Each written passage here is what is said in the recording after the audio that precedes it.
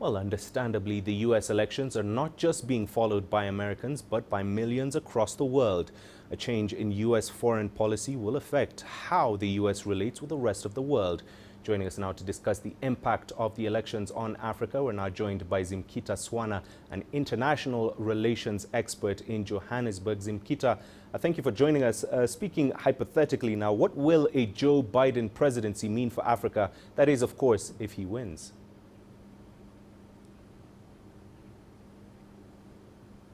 I think that this election is a referendum on the Trump presidency, and if Joe Biden were to win, he would make a difference for the international community by encouraging multilateral relations and agreements. Under Trump, we've seen quite a lot of America First politics. Under Joe Biden, we can also expect that peace will ensue within the internal context of America, with a reduced number of protests as what we've seen against Trump in his administration. Joe Biden also purports to have a friendlier face towards Africa. And Zimkhita, what has a Trump presidency meant for Africa the last 4 years, and what should we expect if he wins another term?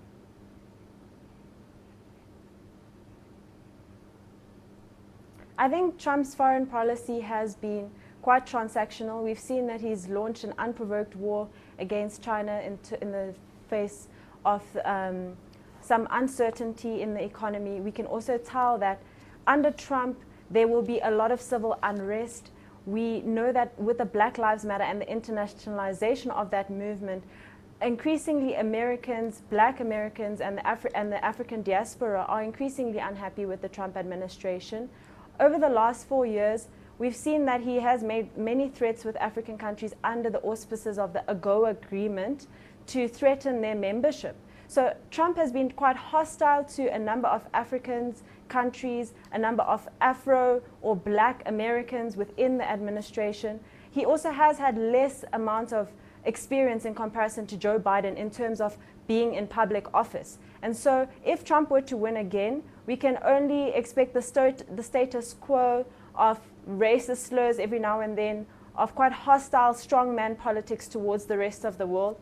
Africa should be rooting for Joe Biden just for the sake of more multilateral relations and opportunities to arise.